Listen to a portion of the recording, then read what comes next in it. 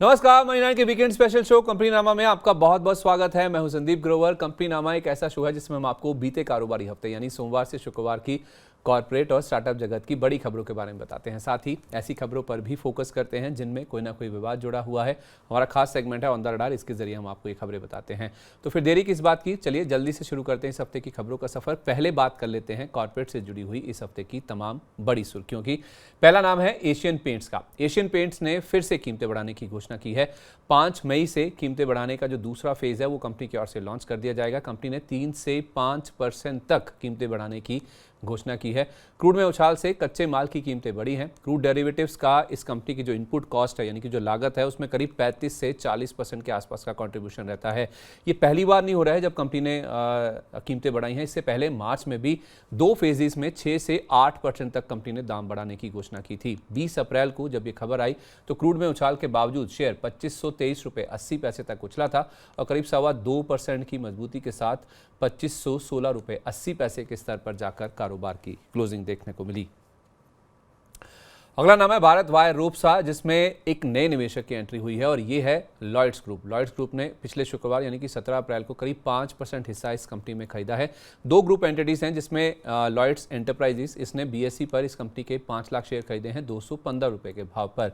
Lloyds enterprises ने NSE पर 11,47,000 शेयरों की खरीद 215 रुपये 17 पैसे प्रति शेयर के भाव पर की है। दूसरी ओर लॉयड्स मेटल्स ने एनएसई पर 20 लाख शेयर 193 रुपये 42 पैसे प्रति शेयर के भाव पर खरीदे हैं और यही कारण है कि 17 अप्रैल यानी कि बीते शुक्रवार को इस शेयर में 20% का अपर सर्किट भी लग गया था और उसके बाद जब ये डिटेल्स निकल के सामने आई तो 20 अप्रैल को यानी कि सोमवार के सेशन में भारत वायर रोप्स के शेयर में फिर से 4.5% से ज्यादा की मजबूती के साथ 232 रुपये 15 पैसे के स्तर पर कारोबार का अंत देखने को मिला। पीसी ज्वेलर कर्ज मुक्त दर्जा हासिल करने के बेहद करीब पहुंच गई है। ऐसा हम इसलिए कह रहे हैं क्योंकि इस कंपनी ने अपने कर्ज में 10% की अतिरिक्त यानी कि और कटौती की है। लेंडर्स के साथ इनका एक जॉइंट सेटलमेंट एग्रीमेंट चल रहा है जिसके तहत ये कर्ज घटाने की बातचीत की गई है। अब तक जो ये पूरा सेटलमेंट हुआ या फिर कर्ज का भुगतान हुआ है उसके हिसाब से देखें तो कंपनी अपना 90% से ज्यादा कर्ज का भुगतान ऑलरेडी कर चुकी है। हालांकि हमारी इस कंपनी को लेकर अविनाश गोरक्षकर जी से बातचीत हो रही थी, अविनाश मेंटोर रिसर्च के। उनका मानना है कि अगर आपको ज्वेलरी शेयरों में रहना ही है तो पीसी ज्वेलर के बजाय उनको सेनको गोल्ड का शेयर ज्यादा पसंद है। बहरहाल जब ये खबर आई तो 20 अप्रैल को पीसी ज्वेलर का शेयर शुरुआती कुछ मिनटों में 10 रुपये 4 पैसे तक उछल गया था, लेकिन कारोबार की क्लोजिंग करीब 1.25% ऊपर 9 रुपये 69 पैसे के स्तर पर जाकर देखने को मिली। रोलेक्स रिंग्स, इसने अपने पहले बायबैक की घोषणा की है। गुरुवार 23 अप्रैल को इनकी बायबैक पर बोर्ड बैठक होगी। पहले ये अपडेट निकल के सामने आया था और अगर ये मंजूरी मिल जाती है तो कंपनी की ओर से ये पहला बायबैक होगा। इससे पहले अगर कॉर्पोरेट एक्शंस की बात करें तो कंपनी की ओर से अक्टूबर 2025 में स्टॉक स्प्लिट किया गया था। अब इसको लेकर हमारी वीएलएम वाला से बातचीत हो रही थी, स्टॉक मार्केट टुडे की को फाउंडर है। उनका मानना है कि आप इस शेयर को खरीदिए और इसमें जो टारगेट है वो काफ़ी बड़े हो सकते हैं। पहला टारगेट 200 का है, उसके बाद 250 और ये शेयर इवेंचुअली आपको 300 रुपये तक भी जाता हुआ नजर आ सकता है। स्टॉप प्लस आपको 130 रुपए का रखना होगा। 162 रुपए 29 पैसे के आसपास ये रिकमेंडेशन आपको दी गई थी। 21 अप्रैल को जब ये खबर आई तो उस दिन रोलेक्स रिंग्स के शेयर में 16% या यूं कहें 162 रुपए तक का हमने अपमूव देखा और करीब 16% की तेजी लेकर यह शेयर 161 रुपए 76 पैसे के स्तर पर जाकर बंद हुआ। 23 अप्रैल यानी कि गुरुवार की शाम को यह खबर आई जिस दिन बोर्ड बैठक में यह फैसला लिया कि बोर्ड ने 180 रुपए प्रति शेयर के भाव पर बायबैक को मंजूरी दे दी है। 1 करोड़ शेयरों के बायबैक के ऊपर 180 करोड़ रुपए की रकम का खर्च किया जाएगा। गुरुवार की क्लोजिंग के हिसाब से देखें तो 14% के प्रीमियम पर बायबैक की जो प्राइस है वो तय की गई और उसमें साथ में अपडेट ये भी आया कि प्रमोटर ग्रुप इस बायबैक में पार्टिसिपेट नहीं करेगा। आपको बता दें मार्च अंत तक प्रोमोटर्स के पास इस कंपनी का 52.2% हिस्सा है और रिटेल निवेशक इस कंपनी में करीब 8.8% हिस्सेदारी होल्ड करते हैं। 24 अप्रैल को रोलेक्स रिंग्स के शेयर में 152 रुपये 90 पैसे तक की गिरावट देखने को मिली। उस दिन बाजार भी कमजोर था और शेयर लाल निशान में ही करीब आधे % के आसपास की गिरावट लेकर ही सेटल होता हुआ दिखा। वेदांता के शेयरधारकों का इंतजार खत्म होता हुआ दिखा है। इस कंपनी के बोर्ड ने 1 मई डी मर्जर की जो रिकॉर्ड डेट है उसको तय कर दिया है। आपको बता दें कि शेयरधारकों को 1:1 रेशो में यानी कि 1.1 अनुपात में 4 कंपनियों के 4 बिजनेसेस के शेयर मिलेंगे। वेदांता का अगर आपके पास 1 शेयर है तो उसके बदले में आपको 4 कारोबार के 1-1 शेयर मिलेंगे जिसमें एल्यूमिनियम, पावर, तेल गैस और आयरन ओर बिजनेस शामिल हैं। इनके शेयर आपको मिलते हुए नजर आएंगे। इनका पावर कारोबार तलवंडी साबो पावर के नाम से, जिसका नाम बदलकर वेदांता पावर हो जाएगा। ऑयल एंड गैस कारोबार की जहां तक बात है तो ये मालको एनर्जी लिमिटेड MEL के नाम से है, इसका नाम बदलकर वेदांता ऑयल एंड गैस हो जाएगा। और एल्यूमिनियम कारोबार से जुड़ी जो NCDs हैं वो VAML यानी कि वेदांता एल्यूमिनियम इसमें ट्रांसफर कर दी जाएंगी। इनके पास बाल्को में भी शेयर होल्डिंग है, उसको भी VAML यानी कि जो एल्यूमिनियम कारोबार है उसी के तहत रखा जाएगा। अब अगर आप डीमर्जर का फायदा लेने की सोच रहे हैं तो SR वेल्थ के लोकेश सिथिया जी मानते हैं कि आप इसमें अभी भी खरीदारी करके चल सकते हैं, और VLM वाला भी मानती है कि शेयर को आप हर गिरावट पर खरीदिए, टारगेट इसमें 1000 रुपये के आसपास का बन सकता है। 21 अप्रैल को जब ये खबर आई कि 1 मई इसकी डेट तय की गई है, उस दिन वेदांता के शेयर ने शुरुआती कुछ मिनटों में 795 तक का हाई लेवल दिखाया, जो कि इसका रिकॉर्ड हाई लेवल भी था, लेकिन बाद में मुनाफा वसूली हावी हो गई और ये शेयर सारी बढ़त गंवाकर आधा % नीचे 766 रुपये 80 पैसे के स्तर पर बंद हुआ। और शुक्रवार यानी कि 24 तारीख को तो शेयर 707 रुपये के आसपास तक भी लुढ़क गया था। IPO की तरफ NSE ने एक और कदम आगे बढ़ा लिया है। दरअसल हुआ क्या है कि एक कमेटी है सेबी की, जिसने मामला निपटाने के लिए 1800 करोड़ रुपए का भुगतान करने की बात की है। सेबी के जो पैनल है उसने ये सिफारिश की है, ऐसा एक न्यूज रिपोर्ट के हवाले से खबर निकल के सामने आई थी। सेबी की HPAC की कोलोकेशन मामले में निपटारे की सिफारिश निकल के सामने आई है, जिसमें 1200 करोड़ रुपए की जो राशि है उसे जब्त किया जा सकता है, डिसगॉर्जमेंट का अमाउंट है वो। और HPAC की सिफारिश को अब 2 मेंबर की जो WTM पैनल है उससे मंजूरी की जरूरत है, जिसके बाद ये मामला पूरी तरह से सेटल होता हुआ दिखेगा। NSE ने, आपको बता दें, पिछले साल ही इस मामले के तहत 1387 करोड़ रुपए की प्रोविजनिंग पहले से ही कर रखी है, और 1387 करोड़ रुपए की जो रकम है प्रोविजनिंग की, उसमें से करीब 600 करोड़ रुपए एस्क्रो अकाउंट में पहले ही जमा किए जा चुके हैं। अब बची जो बाकी राशि जो है उसका अंतिम आदेश आने के बाद एस्क्रो अकाउंट में उसको भी जमा कर दिया जाएगा। अब इसका इंपैक्ट होता है IFCI के शेयर में, जिसके पास इस कंपनी की क्रॉस होल्डिंग है करीब 4.5% के आसपास की। विलियम वाला मानती हैं कि इस शेयर में आप खरीदारी कीजिए, 61 रुपये 60 पैसे के आसपास था उस समय, और 67 से 75 रुपये तक के टारगेट आ सकते हैं। स्टॉप लॉस आपको 55 रुपये का रखना होगा। 22 अप्रैल को IFCI के शेयर में करीब 1.5% की मजबूती के साथ 61 रुपये 74 पैसे के स्तर पर कारोबार की समाप्ति देखने को मिली। इस हफ्ते वेबसॉल एनर्जी का शेयर फोकस में था। एक दिन तो इसमें 10% का अपर सर्किट भी लग गया था। दरअसल खबर ये निकल के सामने आई कि दिग्गज निवेशक विजय केडिया साहब जी ने इसमें निवेश किया है। मार्च क्वार्टर की जहां तक बात है तो उसमें विजय केडिया ने इस कंपनी के 44,44,000 शेयर खरीदे हैं। 13 से 31 मार्च ये पूरा वो फेज है जिसके दौरान विजय केडिया ने इस कंपनी की 1.02% हिस्सेदारी खरीदी है। सौदे के बाद विजय केडिया का नाम शेयर होल्डिंग पैटर्न में आया है, उसी वजह से इस स्टॉक में हमने जोश बनता हुआ दिखा। विलियम वाला मानती है कि इस स्टॉक में आप खरीदारी कीजिए, 97 से लेकर 82 रुपये ये रेंज है, जिसके बीच में अगर आपको मिले तो बहुत ही बढ़िया रेंज होगी इसमें खरीदने की। 120 रुपये पहला टारगेट है, 150 रुपये तक के टारगेट इसमें बाद में देखने को मिल सकते हैं। 22 अप्रैल को वेबसोल एनर्जी के शेयर में 10% के अपर सर्किट पर 97 रुपये 9 पैसे के स्तर पर कारोबार की समाप्ति हुई।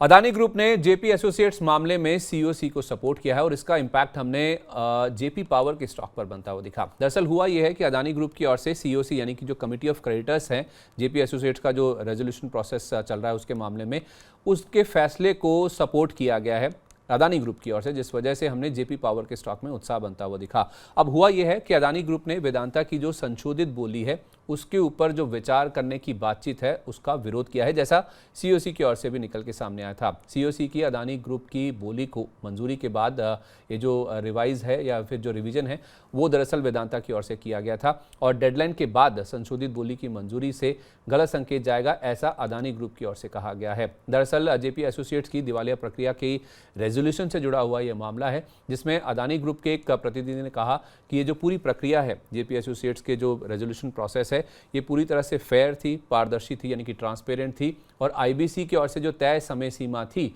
कि उसके हिसाब से ही की गई है, तो उसके बाद अगर बोली रिवाइज की जाएगी तो फिर उसको नहीं कंसिडर किया जाना चाहिए। इसी बात को लेकर जेपी एसोसिएट्स के स्टॉक में हमने काफ़ी उत्साह बनता हुआ देखा, माफ़ कीजिए जेपी पावर के शेयर में। मार्च 2026 तक आपको बताएं जेपी एसोसिएट्स के पास इस कंपनी की यानी कि जेपी पावर की 24% हिस्सेदारी है, और अगर ये हिस्सेदारी अदानी ग्रुप के पास पहुंच जाती है तो मार्केट कहीं ना कहीं मान के चल रहा है कि ये हिस्सेदारी बढ़कर कम से कम 50% हो जाएगी। विलियम वाला मानती है कि इसको आप 19 रुपये 90 पैसे के दाम पर खरीदिए, टारगेट इसमें ₹22, ₹24, ₹27 और ₹30 तक के भी हो सकते हैं। अगर आप छोटी अवधि के लिए खरीदते हैं, छोटे टारगेट्स के लिए, तो ₹18.70 का स्टॉप लॉस है। लंबी अवधि के लिए खरीदते हैं तो आपको ₹17 का स्टॉप लॉस रखना चाहिए। 22 अप्रैल को इस खबर के दम पर जेपी पावर के शेयर में ₹20.23 यानी कि 6.5% तक का उछाल देखने को मिला और करीब 6% की मजबूती लेकर ₹20.13 के स्तर पर यह स्टॉक उस दिन सेटल होता हुआ नजर आया था। औरोबिंदो फार्मा के बायबैक पर एक अहम अपडेट सामने आया है। 23 अप्रैल से इस कंपनी का जो बायबैक है वो खुल गया है। 800 करोड़ रुपए का बायबैक है और ये 29 अप्रैल तक इसमें शेयर टेंडर किए जा सकते हैं। 6 अप्रैल को ₹1475 प्रति शेयर के दाम पर बायबैक को बोर्ड ने मंजूरी दे दी थी, जिसके बारे में हमने आपको कंपनीनामा के एक एपिसोड में जानकारी दी भी थी। 17 अप्रैल बायबैक की जो रिकॉर्ड डेट है वो तय की गई और इसी के आधार पर जो योग्यता है, एलिजिबिलिटी है, उसको तय किया जाएगा कि कौन इस बायबैक में अपने शेयर टेंडर कर सकता है और कौन नहीं। 22 अप्रैल को औरोबिंदो फार्मा के शेयर में 2% से ज्यादा की मजबूती के साथ ₹1421.20 के स्तर पर डे हाई के करीब कारोबारी सत्र की क्लोजिंग देखने को मिली। पिरोशा गोदरेज ने शेयर किया है ग्रुप को लेकर एक बहुत बड़ा प्लान। 5 साल में ग्रुप की मार्केट कैप 3 गुना करने की उनकी मंशा है। मार्केट कैप बढ़ाकर 5 लाख करोड़ रुपए करने का लक्ष्य तय किया गया है। फिलहाल इस ग्रुप में 6 कुल एंटिटीज हैं, जिसमें से 3 अनलिस्टेड हैं और FY 31 तक यानी कि यहां से 5 साल तक 2 और कंपनियों को लिस्ट कराने की उनकी योजना है, जिसमें फाइनेंशियल सर्विसेज और केमिकल बिजनेस की जो लिस्टिंग है वो संभव हो सकती है।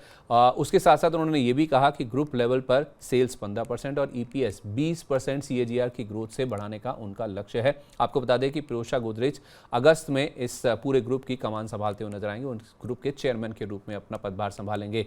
विलियम वाला मानती हैं कि आप गोदरेज इंडस्ट्रीज की जहां तक बात है तो ये ₹2500 तक जा सकता है।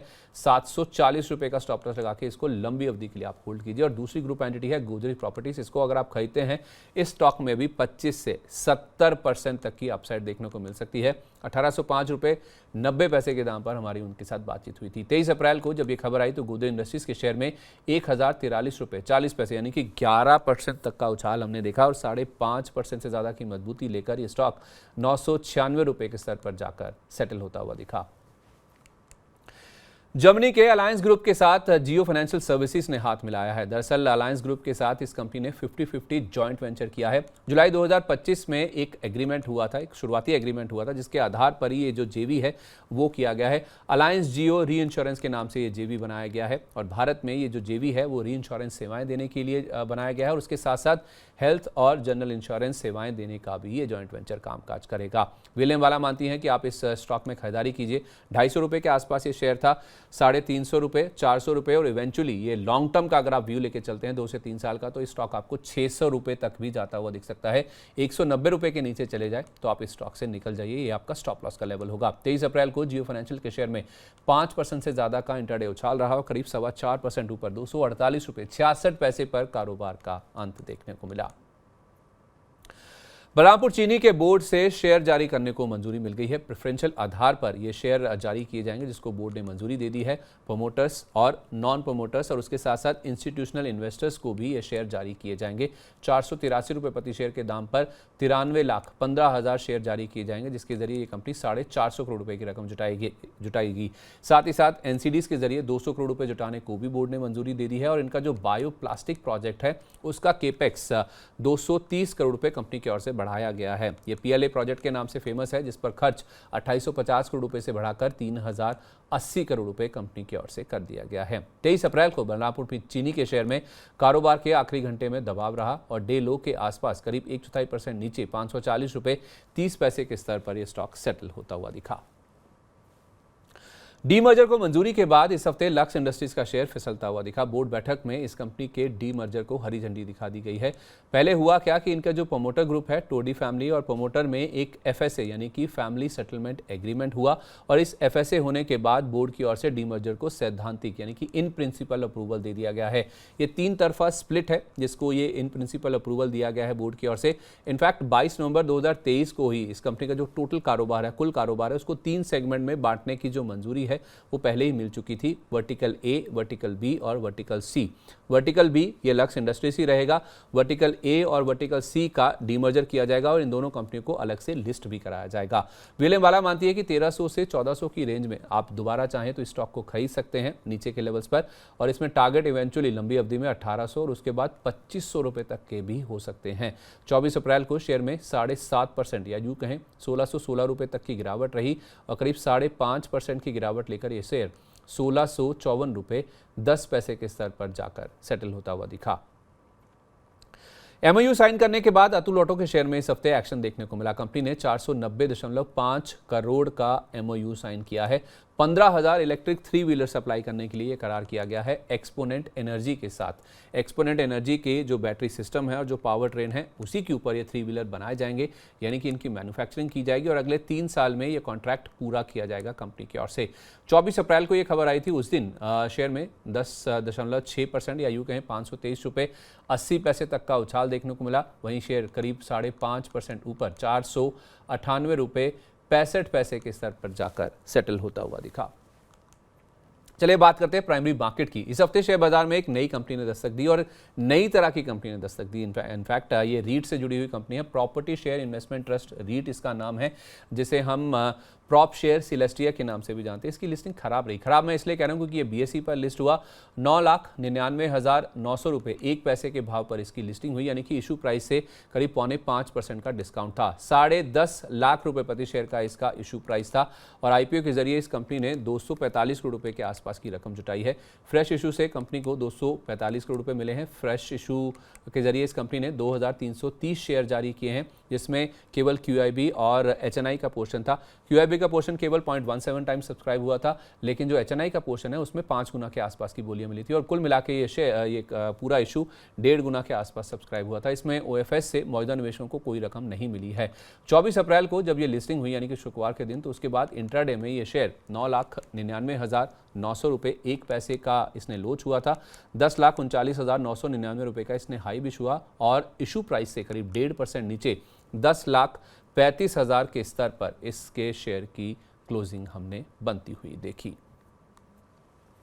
चलिए, ये तो थी कॉर्पोरेट से जुड़ी हुई इस हफ्ते की तमाम बड़ी सुर्खियां। अब बात करते हैं कॉर्पोरेट जगत की कुछ ऐसी खबरों का जिनमें कोई ना कोई विवाद जुड़ा हुआ है। मैंने आपको शुरुआत में भी कहा कि हम आपको ऐसी खबरें हमारे खास सेगमेंट ऑन द रडार के जरिए बताते हैं और इस सेगमेंट में जो पहली खबर है वो है आईईएक्स से जुड़ी हुई।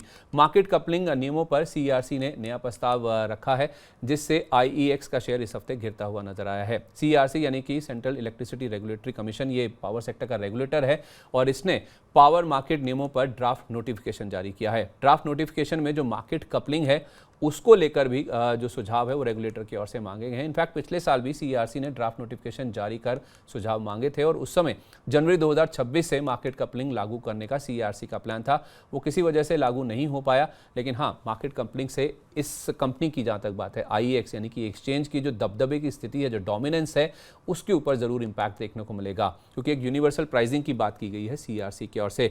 चॉइस ब्रोकिंग के सचिन गुप्ता जी मानते हैं कि आईईएक्स में आप उछाल पर निकलें और इनफैक्ट 120 पर इस स्टॉक में अगला सपोर्ट है, यानी कि इस स्टॉक से आपको निकल जाना ही बेहतर रहेगा। 20 अप्रैल को आईईएक्स के शेयर में 8% से ज्यादा की गिरावट रही और करीब 8% नीचे 124 रुपये 99 पैसे के स्तर पर ही स्टॉक सेटल होता हुआ दिखा।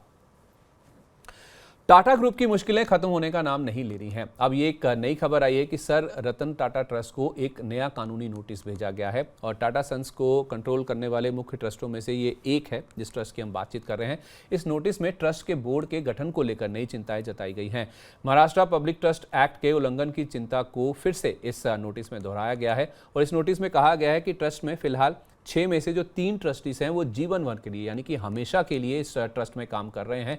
ये बोर्ड का 50% हिस्सा बनता है, जो कि कानूनी आदेश का सीधे तौर पे देखें तो उल्लंघन है। तो इस उल्लंघन की खबर के चलते पूरे ग्रुप के स्टॉक्स पे हमने इम्पैक्ट देखा।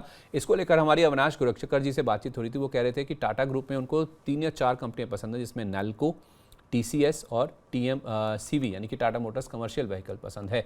20 अप्रैल को जब ये खबर आई तो टाटा पावर को छोड़ बाकी तमाम शेयरों में हमने 2.5% तक की गिरावट देखने को मिली और इस गिरावट को टाटा टेक्नोलॉजीज यानी कि टाटा टेक का शेयर लीड कर रहा था। अगला नाम है जेएसडब्ल्यू एनर्जी का। इसकी सब्सिडरी कंपनी को एक डिमांड नोटिस मिला है। छत्तीसगढ़ में सब्सिडरी से 1447 करोड़ रुपए के पानी के शुल्क की मांग की गई है। महानदी पावर नाम की ये सब्सिडरी कंपनी है जिसको जल संसाधन विभाग की डिमांड मिली है, जिसको इस कंपनी ने चुनौती देने का भी फैसला किया है। आपको बता दें कि दिवालिया प्रक्रिया के तहत रेजोल्यूशन प्लान को जो मंजूरी मिली थी उससे पहले की जो मांग है वो अब कंपनी के सामने आती हुई दिखी है। 22 अप्रैल को इस खबर का हमने इंपैक्ट देखा। उस दिन JSW एनर्जी के शेयर में शुरुआती कुछ मिनटों में गिरावट जरूर देखने को मिली, लेकिन बाद में शेयर में शानदार रिकवरी हुई और 2.5% से ज्यादा की मजबूती लेकर 560 रुपए 55 पैसे के स्तर पर कारोबार की क्लोजिंग ऑलमोस्ट डे हाई के आसपास जाकर देखने को मिली।